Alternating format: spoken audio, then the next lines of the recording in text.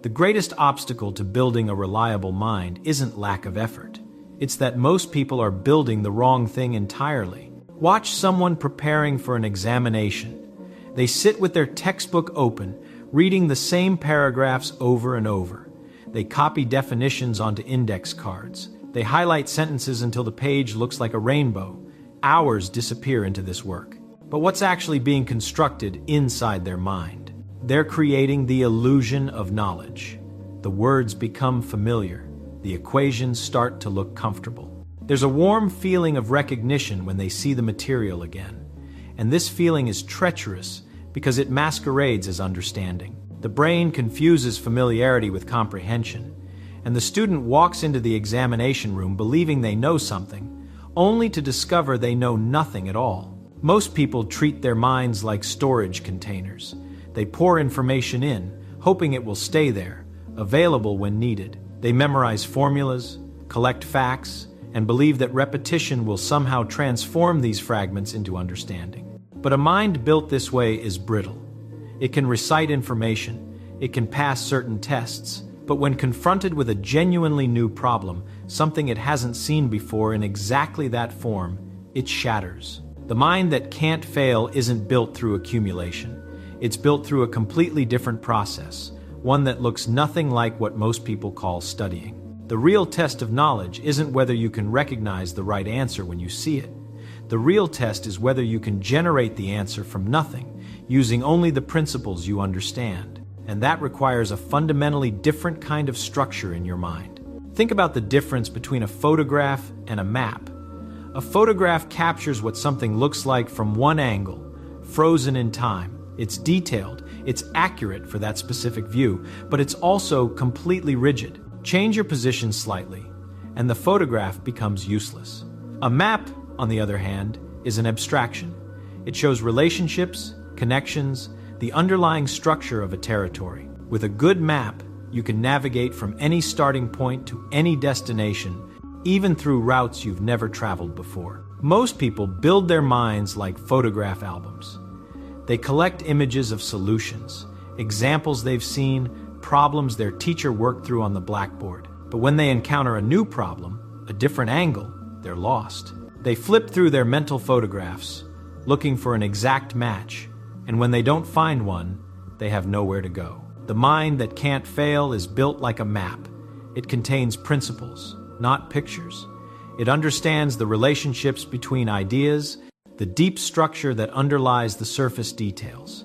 And this kind of mind isn't built through passive absorption. It's built through active reconstruction. Here's the first principle. Never trust that you understand something until you can build it from scratch. Not recite it, not recognize it, but actually construct it, starting from the most basic elements you're certain about. Suppose you're trying to understand why objects fall at the same rate regardless of their weight. You could memorize this fact. You could even memorize the historical story that goes with it. But none of that is understanding. Understanding means you can start from what you know about forces and motion and derive this result yourself. You can explain why a hammer and a feather, in the absence of air resistance, must fall together. You can work through the logic step by step, and if someone challenges any step, you can defend it or discover your error. This is exhausting work. It's much harder than reading and highlighting. It takes 10 times longer, but it builds a completely different structure in your mind. Instead of memorizing a conclusion, you've built the pathway to that conclusion. And that pathway can be used again, in different contexts, to reach different conclusions you've never seen before. Most students read a chapter in their textbook, perhaps once, perhaps twice. They feel they understand it because the logic seems to flow smoothly as they read. The author has done the work of making it clear, but this is deceptive. The clarity belongs to the author, not to the reader. Close the book and try to recreate that explanation from memory, and you'll discover how little actually transferred to your mind. The difference is between watching someone else think and thinking yourself. When you watch someone solve a problem on a blackboard, their solution looks elegant, even obvious. Of course, you think. That's clearly the right approach. But put yourself in front of a blank page with a similar problem, and suddenly nothing is obvious. The steps that seemed natural when someone else took them now feel impossible to discover on your own. This is why the second principle is essential. You don't understand something unless you can explain it simply, without jargon, to someone who knows nothing about it. This isn't about making things elementary. It's about testing whether you've grasped the essential idea or just memorized the sophisticated-sounding words that surround it. When you try to explain something, really explain it, you discover the gaps in your understanding immediately. You reach for a word you've been using comfortably, and suddenly you realize you don't actually know what it means. You start a sentence explaining how one thing leads to another, and halfway through you discover you can't finish it because you don't see how the pieces connect. These moments of confusion are precious. They're showing you exactly where your understanding is false. Most people avoid this discomfort. When they hit a point they can't explain, they skip over it, tell themselves it's not important, or hide behind technical language that sounds impressive but means nothing to them. But this is precisely the point where the mind that can't fail does something different. It stops and refuses to move forward until the confusion is resolved. It treats every gap in understanding as a structural weakness that must be repaired before building higher. Imagine trying to explain to a bright 10-year-old why ice floats in water. You can't use technical terms they don't know. You can't wave your hands and say it's because of density without explaining what density means and why it matters. You have to think through the actual mechanism, the real reason, in terms of concepts you're both certain about. And in doing this, you often discover that your own understanding was more fragile than you realized. The third principle seems backwards at first. You learn something by trying to solve problems you can't solve yet. Not after you've learned the material, but as the method of learning it. This seems impossible. How can you solve a problem before you know how? But here's the crucial insight. Struggling with a problem you can't solve yet puts your mind in a completely different state than passively reading about the solution. When you struggle, genuinely struggle, your mind is actively searching for patterns, testing possibilities, discovering what doesn't work.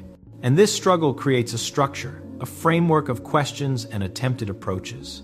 Then, when you finally see the solution, or derive it yourself, or read the relevant chapter, that information doesn't land on passive ground.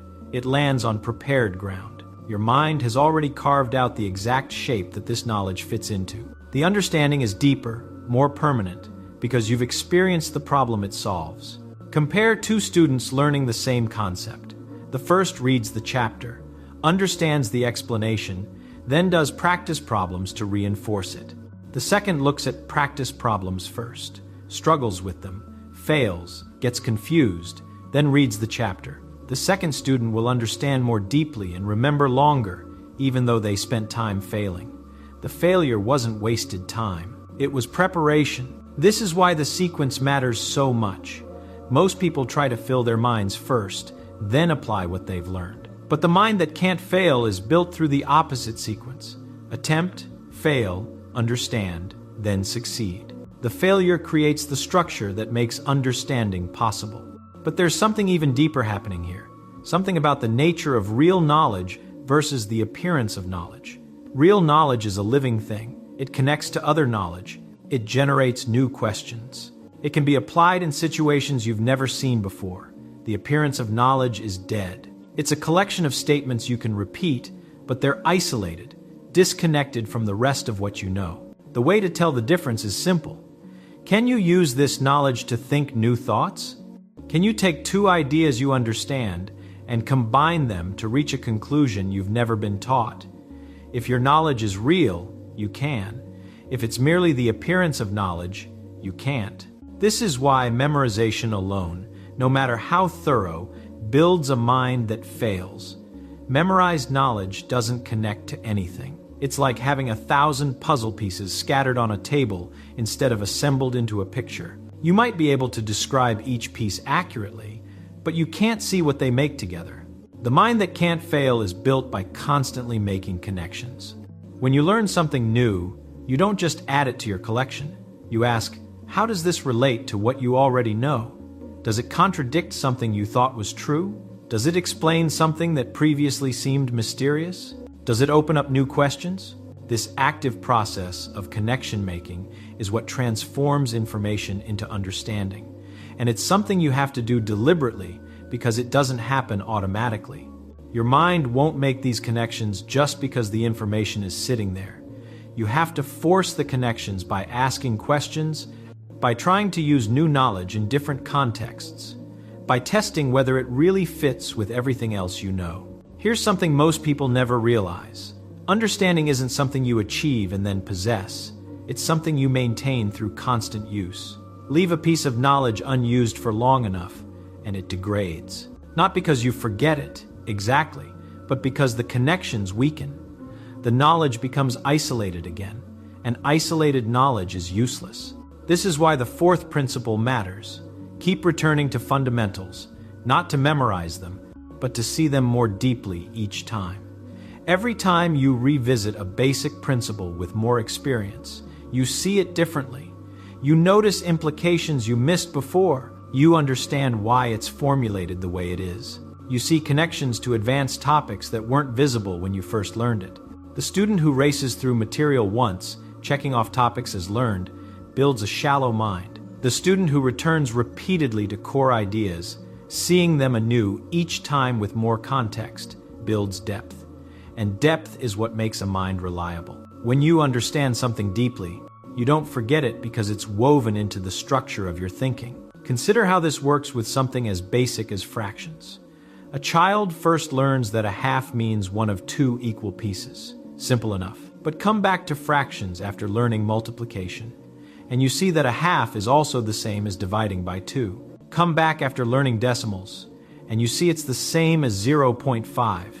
Come back after learning ratios, percentages, probabilities, and each time the concept of a fraction reveals new depths. It's not a new thing you're learning. It's the same idea showing different faces depending on what you can now see. This is how knowledge becomes truly yours, not by collecting it once, but by returning to it, reconsidering it, seeing it from new angles as your understanding grows. And this creates something remarkable, a mind where everything connects to everything else, where each piece of knowledge strengthens all the others.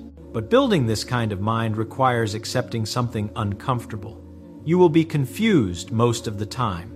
Real learning, the kind that builds understanding rather than the appearance of understanding, lives in confusion. You're confused because you're genuinely thinking about something you don't yet grasp. You're trying to fit it into what you know, discovering it doesn't fit, questioning whether what you knew before was wrong, testing possibilities. Most people flee from this confusion. They want everything to be clear immediately. When they feel confused, they assume they're doing something wrong, that they need a better explanation, a simpler textbook, a more patient teacher. But confusion isn't a sign of failure. It's a sign that real thinking is happening. The mind that can't fail has learned to be comfortable with confusion, to even seek it out. Because on the other side of confusion, fought through honestly, is understanding that actually means something. The student who avoids confusion builds a mind full of statements they can recite but don't understand. The student who works through confusion builds a mind that can think. Here's how this looks in practice. You're reading about a concept that seems to contradict something you learned before. Instead of skipping past this discomfort, you stop. You write down both ideas clearly. You think about whether they really contradict each other or whether you're misunderstanding one of them. You try to find the exact point where they seem to conflict. You work through examples to see which idea holds up. You might spend an hour on this, maybe more. And at the end, either you've discovered that there's no real contradiction, just a misunderstanding on your part, or you've found a genuine error in something you thought you knew. This is slow. It's frustrating. But this is how you build a mind that won't collapse when tested. Because you've tested it yourself, constantly, as you built it. The final element that makes a mind reliable is the willingness to check everything yourself. Not because you distrust teachers or textbooks, but because checking things yourself is how you make knowledge your own. When you're told that 2 + 2 = 4, you can accept it. But have you ever actually thought about why? Not just counted objects, but understood what addition means at a fundamental level, why it has the properties it does. Most people accept enormous amounts of knowledge on authority. Their teachers said it, the textbook confirmed it, it appeared on the examination, so it must be true. And maybe it is true, but it's not their knowledge, it's borrowed knowledge. And borrowed knowledge fails when you need it most. The mind that can't fail contains only knowledge that's been personally verified.